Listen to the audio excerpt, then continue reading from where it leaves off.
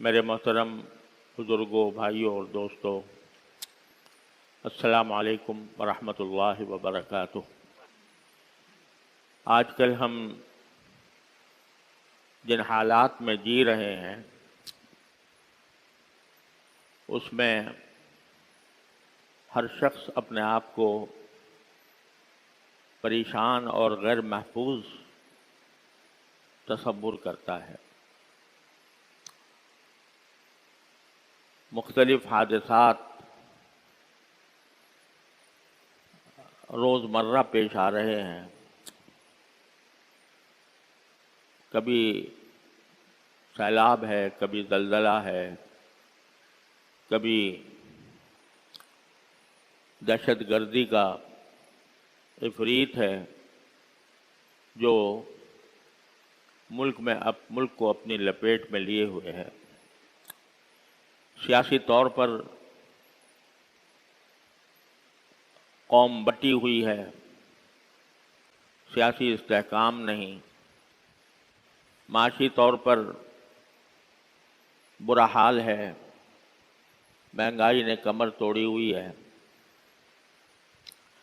ان سب حالات میں تو ہم کافی عرصے سے زندگی گزار رہے ہیں۔ اللہ تبارک و تعالیٰ اپنے فضل و کرم سے ہمیں اس بحران سے عافیت کے ساتھ نکالے۔ لیکن پچھلے ہفتے باجوڑ میں جو سانحہ پیش آیا وہ انتہائی المناک، دردناک، کربناک، اور ایسا ہے کہ اس پر جتنا دکھ کا اظہار کیا جائے کم ہے۔ باجوڑ میں جو دھماکہ ہوا اس میں اس وقت تک کی اطلاعات کے مطابق 80 افراد، جن میں بیشتر علماء تھے، وہ شہید کیے گئے۔ 80 افراد شہید ہیں، اور ان شہداء میں چھوٹے چھوٹے معصوم بچے بھی داخل ہیں، اور بے شمار لوگ زخمی ہیں۔ بہت سو کی حالت نازک ہے، اور جس بے دردی کے ساتھ ان علماء کو شہید کیا گیا اس کی مثالیں پچھلے دہشت گردی کے واقعات میں کم ملتی ہیں۔ لاشوں کا جو دیکھنے والوں سے ہم نے رابطہ قائم کیا، متعلقین سے رابطہ قائم کیا، تو معلوم ہوا کہ لاشیں اس طرح بکھری ہوئی تھیں کہ دیکھنے والا بھی خوف زدہ ہو جاتا۔ بہت سے ایسے ہیں جن کے اعضا بھی کٹ کٹ کر ان کی پہچان مشکل ہو گئی۔ بعض ایسے ہیں کہ جن کی پہچان کرنے میں شدید دشواری پیش آئی، اور ایک صاحب کے بارے میں پتہ چلا کہ صرف ان کے جوتوں سے پہچانا گیا کہ یہ فلاں شخص ہے، ورنہ جسم کا کوئی حصہ سلامت نہیں۔ یہ بربریت، یہ سفاکی، یہ انسانوں کی جانوں کے ساتھ کھلواڑ ایسے لوگوں کی طرف سے ہوئی کہ جو خود اسلامی نظام نافذ کرنے کے دعوے دار ہیں۔ نام اسلام کا ہے اور اس میں نشانہ بنایا جا رہا ہے عام مسلمانوں کو بھی نہیں، بلکہ ایسے اہل علم کو جو اللہ کے فضل و کرم سے دین کا اس ملک میں کلمہ بلند کرنے والے ہیں، ان کو نشانہ بنایا گیا۔ اور اتنی بڑی تعداد علماء کی شہید ہوئی، اور بے شمار لوگ ابھی تک زخمی ہیں، علاج ان کا ہو رہا ہے، لیکن پتہ نہیں اللہ تعالیٰ ان کو صحت کاملہ عطا فرمائے. سب مسلمانوں کو دعا کرنی چاہیے کہ اللہ تبارک و تعالیٰ شہداء کو اعلیٰ درجات سے نوازے. انشاءاللہ وہ تو اپنی منزل پر پہنچ گئے، اور اللہ تبارک و تعالیٰ کی رحمت سے امید یہ ہے کہ ایک شہید کا جو مرتبہ ہوتا ہے وہ انبیاء اور صدیقین کے بعد سب سے بڑا درجہ ہوتا ہے. انشاءاللہ وہ تو اللہ تعالیٰ کی رحمت میں پہنچ کر وہاں خوش و خرم ہوں گے. لیکن جو ان کے پسماندگان ہیں، بعض خاندانوں کے بارے میں مجھے پتہ چلا کہ ان کا کوئی کفیل باقی نہیں رہا. چھوٹے چھوٹے بچے ہیں یا خاتون ہیں، ان کا کوئی یار و مددگار، کوئی دیکھنے والا، کوئی وارث، کوئی ان کے ضروریات کو سمجھنے والا کوئی باقی نہیں رہا. ان شہداء میں خود ہمارے دارالعلوم کے بہت سے فضلاء ہیں جو دارالعلوم سے پڑھ کر گئے، اور ان میں سے بھی ابھی ہمارے دارالعلوم کے فاضل مولانا حمید اللہ صاحب رحمۃ اللہ تعالی علیہ، وہ ابھی 2 مہینے پہلے دارالعلوم کے فضلاء کے اجتماع میں پیش تھے. وہ شہید ہوئے، اور ان کے گھر میں ان کی بیوہ اور معصوم بچوں کے سوا کوئی اور نہیں.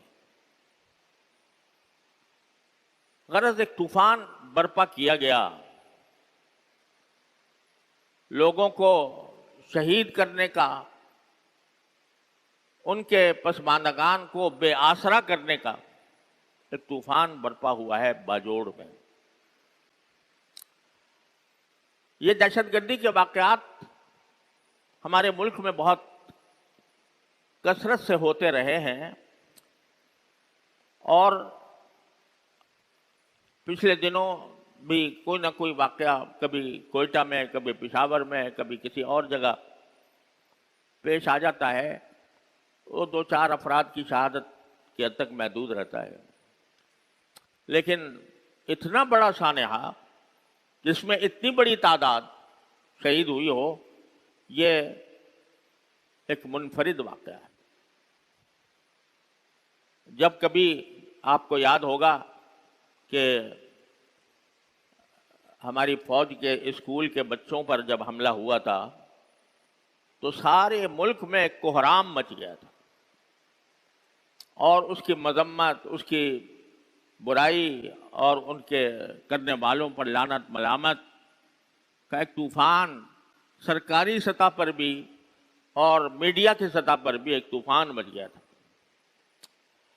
ہمارے ان علماء کی شہادت کے موقع پر جس طرح کا رد عمل ہماری حکومت کو یا ہماری سیکیورٹی کی طاقتوں کو جیسا دینا چاہیے تھا، وہ اس درجے کا نہیں ہے جو اس وقت دیا گیا تھا. حالانکہ یہ علماء کے ساتھ یہ سب واقعی یہ کہیں زیادہ شدید رد عمل کی متقاضی تھی. یہ سمجھنا کہ بھئی 80 عالم فوت ہو گئے، دنیا سے چلے گئے، ہم ان سے محروم ہو گئے، لیکن جانیے کہ یہ کون لوگ تھے. یہ وہ لوگ تھے کہ جو اس ملک میں دین کا کلمہ بلند کرنے والی واحد طاقت ہے اہل علم کی. لوگ علماء کی قدر نہیں پہچانتے. جو لوگ علم دین حاصل کر کے ہیں ان مدارس کے اندر، ان کی قدر و قیمت نہیں پہچانتے کہ یہ اس امت کے لیے کتنی بڑی عظیم نعمت ہیں. آپ یہ بتائیے کہ جتنی تعلیمی درسگاہیں اس وقت ملک میں قائم ہیں، وہ چاہے سرکاری اسکول ہوں یا کالج ہوں یا یونیورسٹیاں ہوں یا یہ انگلش میڈیم ادارے ہوں، ان میں سے کون ہے جو کسی کو دین کے بنیادی احکام کا علم دے رہا ہے؟ اتنا بڑا نظام ہے تعلیم کا، اس کے لیے وزارت قائم ہے، اس کے لیے اربوں روپے کے فنڈ مختص کیے ہوئے ہیں، اور وہ اسکولوں، کالجوں، یونیورسٹیوں کی شکل میں سارے ملک میں موجود ہیں۔ آپ سروے کر کے دیکھ لیجئے کہ اس میں کسی ادارے میں کیا یہ پڑھایا جاتا ہے کہ بھئی نماز کیسی پڑھنی چاہیے؟ کیا اس میں یہ پڑھایا جاتا ہے کہ کون سی صورت میں انسان کے لیے غسل واجب ہوتا ہے اور اس کی ادا کرنے کا کیا طریقہ ہے؟ کون سی جگہ یہ پڑھایا جاتا ہے کہ زکوٰۃ اللہ تعالیٰ نے فرض کی ہے تو زکوٰۃ کا نکالنے کا طریقہ کیا ہوتا ہے؟ کن چیزوں پر زکوٰۃ آتی ہے، کن پر زکوٰۃ نہیں آتی؟ کون سی خرید و فروخت جائز ہے، کون سی ناجائز ہے؟ اگر کسی آدمی کا انتقال ہو جائے تو اس کی میراث کس طرح تقسیم ہوگی؟ کوئی ادارہ جو اربوں روپے قوم کے جس کے اوپر لگ رہے ہیں، وہاں کہیں اتنی معلومات بھی دین کی فراہم نہیں کی جاتی۔ وہاں کے تعلیم یافتہ لوگوں سے پوچھئے کہ بھائی نماز میں کیا فرائض ہوتے ہیں، تو بالکل خاموش رہے گا، کوئی جواب نہیں دے سکتا۔ وہ اس سے پوچھئے کہ زکوٰۃ کس پر فرض ہوتی ہے، تو وہ اس کا جواب نہیں دے سکتے۔ اور تو اور اس سے کہتے ہیں ایک سورہ اخلاص پڑھ کے سنا دو، قل اللہ احد پڑھ کے سنا دو، وہ بھی ٹھیک سے طریقے سے نہیں پڑھ سکے گا۔ نماز جنازہ ماشاءاللہ بہت ہوتی ہیں، اس میں حکومت کے افراد بھی شامل ہوتے ہیں، وزراء بھی ہوتے ہیں، اور جو فوجی حضرات کے رہنما بھی ہوتے ہیں۔ کتنوں کو نماز جنازہ آتی بھی ہے کہ نہیں؟ کس طرح نماز جنازہ پڑھی جاتی؟ تو سارے معاشرے میں جتنا سرکاری انتظام ہے تعلیم کا، اس تعلیم کے نظام میں کوئی ایک حصہ ایسا کہ جس میں دین کی بنیادی باتیں سکھائے جائیں وہ کہیں موجود نہیں۔ نہ قرآن کریم پڑھانے کا کوئی انتظام ہے، نہ فرائض دین سمجھانے کا کوئی انتظام ہے، نہ کسی اور بنیادی ضروریات دین کو سمجھانے کا کوئی انتظام ہے۔ اسلامیات کا ایک گھنٹہ بے شک ہے، لیکن اسلامیات کے گھنٹے میں کچھ مجمل باتیں، اجمالی باتیں بتا دی جاتی ہیں، اور وہ بھی طالب علم اس کو غیر اہم سمجھ کر کہ یہ بیکار کا گھنٹہ ہے، لہذا اس کی طرف توجہ بھی نہیں دیتے، اور اس کی وجہ سے امتحان کے نمبروں پر بھی کوئی فرق نہیں پڑتا۔ یہ حالت ہے ہمارے یہاں تعلیم کی۔ تو بتاؤ کہ اس ملک میں اگر مسجدیں آباد ہیں، اگر اس ملک میں نمازیں پڑھی جا رہی ہیں، اگر اس ملک میں دین کا کوئی کلمہ بلند کیا جا رہا ہے، تو وہ کون سی مخلوق ہے جو یہ کام کر رہی ہے؟ وہ صرف ان مدرسوں کے اندر پڑھنے والے لوگوں اور پڑھ کر فارغ ہونے والے لوگوں کے دم سے اس ملک میں یہ ابھی تک دین زندہ ہے، الحمدللہ۔ ورنہ کوئی نہیں ہے اس دین کے علم کی حفاظت کرنے والا، کوئی پورے ملک میں کوئی ادارہ نہیں ہے سوائے ان مدرسوں کے جو قومی خزانے پر ایک پیسے کا بوجھ ڈالے بغیر وہاں اربوں خرچ ہو رہے ہیں، اور اربوں خرچ ہونے کے باوجود ایسے لوگ تیار نہیں ہو رہے کہ جو ملک کو خود کفیل بنا سکیں۔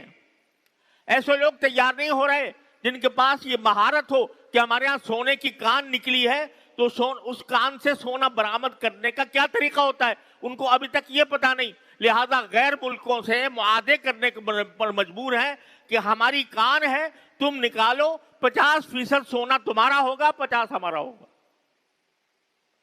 اتنی یونیورسٹیاں قائم ہونے کے باوجود، اتنا اربوں روپیہ خرچ کرنے کے باوجود ابھی تک ہم یہ مہارت حاصل نہیں کر سکے یونیورسٹیوں کے ذریعے جس سے ہم اپنا سونا خود نکال سکیں.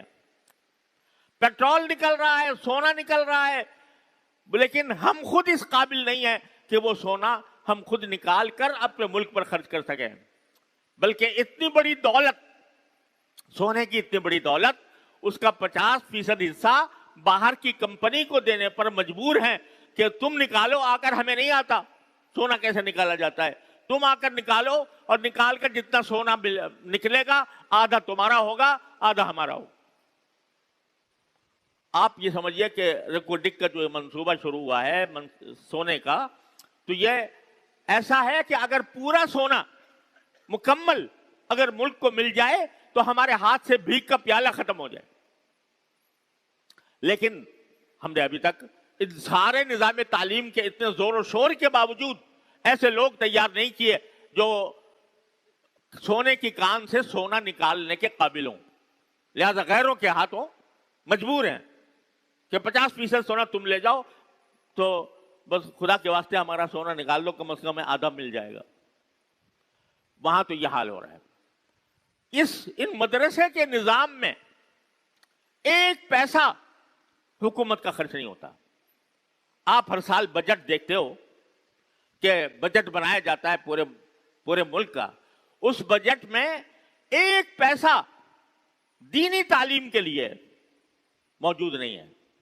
وہ سارا یہ مدرسے اللہ تعالیٰ کے بھروسے پر عام مسلمانوں کی غیرت اور حمیت کے تقاضے سے الحمدللہ اپنے پاؤں پر کھڑے ہیں, اور بغیر ایک پیسہ لیے ہوئے یہ مدرسے خدمت انجام دے رہے ہیں. کیا خدمت انجام دے رہے ہیں کہ ملک میں جتنے مساجد آباد ہیں, پہلی بات تو یہ رکھیے کہ ہماری پوری تاریخ میں مجھے یاد نہیں ہے, ہو سکتا ہے کوئی میرے علم میں نہ آیا ہو, لیکن مجھے یاد نہیں ہے کہ پوری تاریخ میں حکومت کی طرف سے کوئی ایک مسجد تعمیر کی گئی ہو. حکومت نے کوئی مسجد تعمیر کی ہو. جتنی تعمیرات ہیں مسجد کی, جتنی مسجدیں قائم ہیں, وہ سب مسلمانوں نے اپنے پیسے سے بنائی ہے. پھر ان مسجدوں کو آباد کرنے کے لیے, ان میں نمازیں پڑھانے کے لیے, اس میں دین کی بات بعض کی صورت میں لوگوں کو سمجھانے کے لیے کوئی ایک آدمی ایسا نہیں ہے جو کہ نئے نظام تعلیم سے نکل کر آیا ہو اور اس نے آ کر مسجد کا نظام سنبھالا ہو.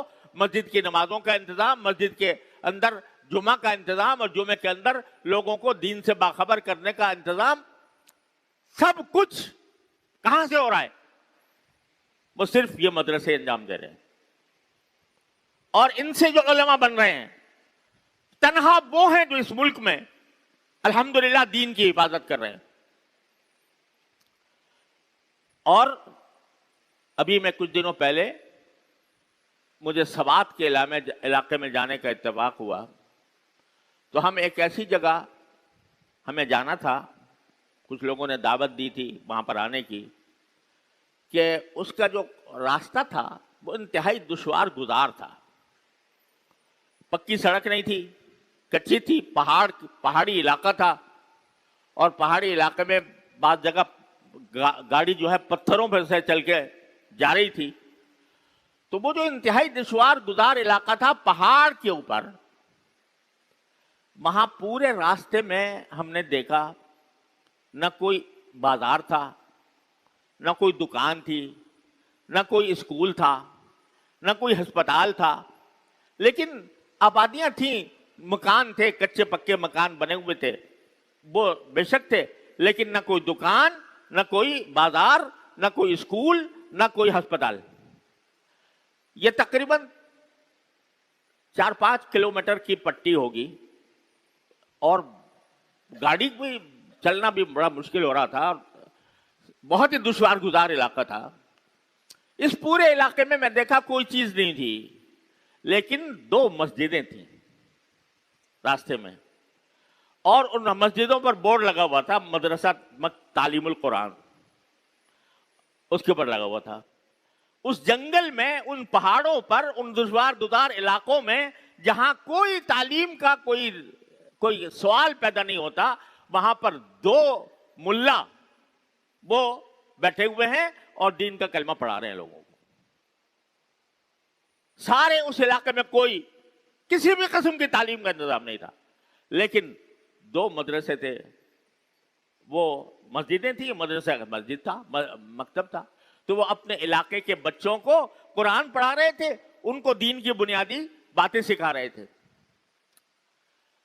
اور کوئی جگہ ایسی نہیں تھی جہاں الف باتا بھی پڑھائی جاتی ہو, لیکن وہ اپنی جگہ بیٹھا ہوا, وہ اپنے دین کی خدمت انجام دے رہا تھا.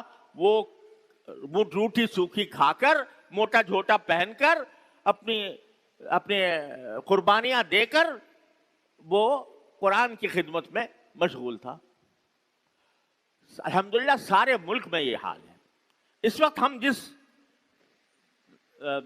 جس وفاق المدارس سے ہم وابستہ ہیں, وفاق المدارس العربیہ, اس کا ایک دارالعلوم کراچی بھی اس کا ایک حصہ ہے, اس کے پورے ملک میں 23,000 مدرسے ہیں. 23,000 مدرسے ہیں, اور وہ بلوچستان کے بالکل آخری جوب اور لورالائی سے لے کر اور گوادر اور پسنی تک, اور ادھر باجوڑ اور قبائل, سرحدی قبائل سے لے کر کراچی اور کیماڑی تک, ہر جگہ ہر بستی میں پھیلے ہوئے ہیں الحمدللہ. ایک پیسہ ان کے اوپر گورنمنٹ کا خرچ نہیں ہوتا, نہ ہم گورنمنٹ سے مانگتے ہیں نہ لیتے ہیں, اگر دے بھی تو نہیں لیں گے. لیکن یہ کون یہ ساری خدمت انجام دے رہے ہیں؟ کون؟ یہ مدرسے کے لوگ, ان مدرسے کے فارغ التحصیل, ان کے پڑھنے والے, اور یہ جا کر دین کا کلمہ بلند کر رہے ہیں. ان کی قدر و قیمت اور ان کی عظمت آج دنیا والوں کے سامنے کچھ بھی نہ ہو, لیکن جب یہ دنیا ختم ہوگی, ناپائیدار زندگی ختم ہوگی اور اللہ تبارک و تعالیٰ کی بارگاہ میں پیش ہوں گے, تو انشاءاللہ ثم انشاءاللہ یہ سب سے زیادہ اونچی گردنوں والے ہوں گے. اللہ کی رحمت سے امید ہے. کیوں؟ اس لیے کہ اس کائنات میں, یعنی ہمارے اس ملک کی کائنات میں دین سکھانے والا کوئی موجود نہیں سوائے ان کے. لہذا انہی کو نشانہ بنایا جا رہا ہے, اور جو دشمن ہیں اسلام کے اور پاکستان کے اور عالم اسلام کے, انہوں نے اس کو نشانہ بنایا ہوا ہے اس کام کے لیے کہ یہ ہے فتنے کی جڑ. جب تک یہ موجود ہے یہ ملا, اس وقت تک ہم اپنے بے دینی کے منصوبوں میں کامیاب نہیں ہو سکتے. اس لیے انہوں نے پکڑ لیا ہے کہ ان کو نشانہ بناؤ, ان کو بدنام کرو, ان کو مارو, ان کو قتل کرو. چنانچہ آپ ذرا سوچئے کہ اتنے بڑے علماء کے مجمع کے اوپر بم کا دھماکہ ہو رہا ہے, اور کون کر رہا ہے؟ جو اپنے دعوے کے مطابق وہ اسلامی نظام قائم کرنے کے لیے علماء کو ختم کیا جا رہا ہے, علماء کو نشانہ بنایا جا رہا ہے. تو یہ یقین رکھو کہ یہ سب سازش ہے دشمنان اسلام کی. وہ چاہتے ہیں کہ یہ دین کا نام لینے والا ملا جب تک یہ باقی ہے, اس وقت تک ہم بے دینی کو فروغ نہیں دے سکتے, اس وقت تک ہم اپنے مقاصد حاصل نہیں کر سکتے. اس لیے وہ ان کو اپنا نشانہ بنائے ہوئے ہے. بدنام کرو اس کو جتنا ہو سکے. یہ کہو یہ ملا جو ہے یہ محض اپنے بسم اللہ کے گنبد میں رہتا ہے, اس کو دنیا کی کچھ خبر نہیں ہے. اسے کہو کہ اس کو اور کچھ نہیں آتا, اس کو جدید تعلیم اس کو حاصل نہیں ہے, یہ بیکار لوگ ہیں, جب یہ فارغ ہو کے جاتے ہیں تو ان کا کوئی مصرف نہیں ہوتا. طرح طرح سے بدنام کیا جاتا ہے, اور جہاں موقع ملتا ہے تو ان کو شہید کرنے میں کوئی کسر نہیں چھوڑی جاتی. آپ ذرا تاریخ اٹھا کر دیکھ لیجئے, جتنی دہشت گردی کے واقعات ہوئے ہیں اس میں کتنے بڑے بڑے علماء کو شہید کیا گیا. مولانا محمد یوسف لدھیانوی رحمۃ اللہ علیہ, بھئی تمہارا کیا بگاڑ رہے تھے وہ؟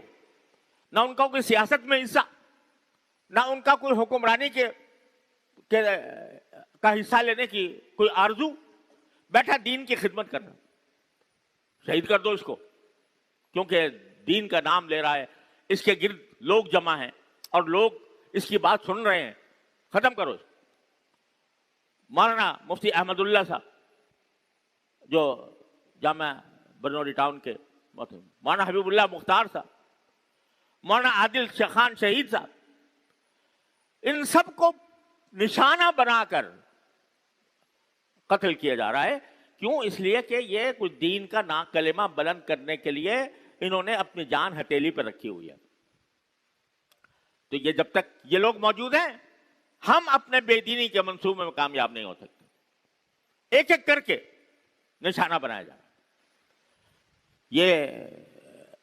اب یہ باجوڑ کے علماء جن کو شہید کیا گیا، یہ اپنے اپنے علاقوں کے اندر علم کا اور دین کا نور پھیلا رہے تھے، تو ان کو تاک تاک کر نشانہ بنایا گیا تاکہ لیکن یہ بھی خوب یاد رکھو کہ یہ دشمنوں کی سازشیں کتنی بھی کبھی سے کبھی تر ہو جائیں، لیکن اللہ جل جلالہ کی یہ سنت ہے کہ کبھی دشمنان اسلام یہ کبھی اپنی سازشوں میں کامیاب نہیں ہو سکیں گے، نہیں ہو سکیں گے۔ مار دو کتنے لوگوں کو تم مارنا چاہتے ہو۔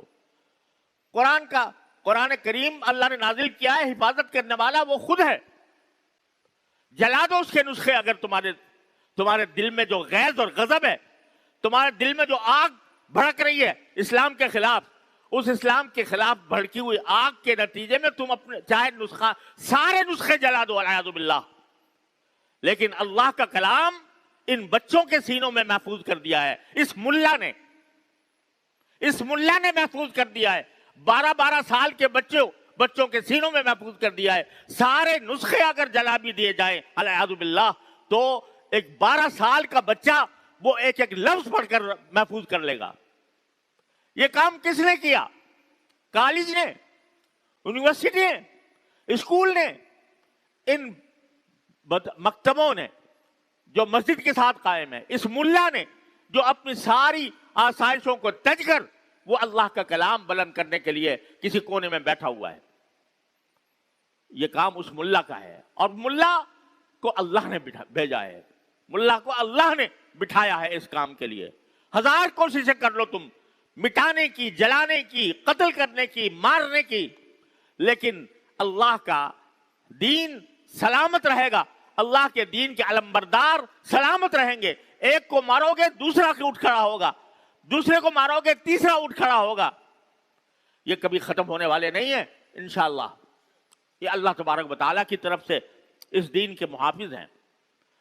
تو میرے بھائیوں، دل اس واقعے پر صدمے سے چور اور اس واقعے کے اوپر انتہائی افسردہ، لیکن یہ چند باتیں میں نے اس لیے عرض کی کہ آدمی کو، انسان کو سمجھنا چاہیے کہ کیا اس کے حق میں بہتر ہے اور کیا اس کے حق میں نقصان دہ۔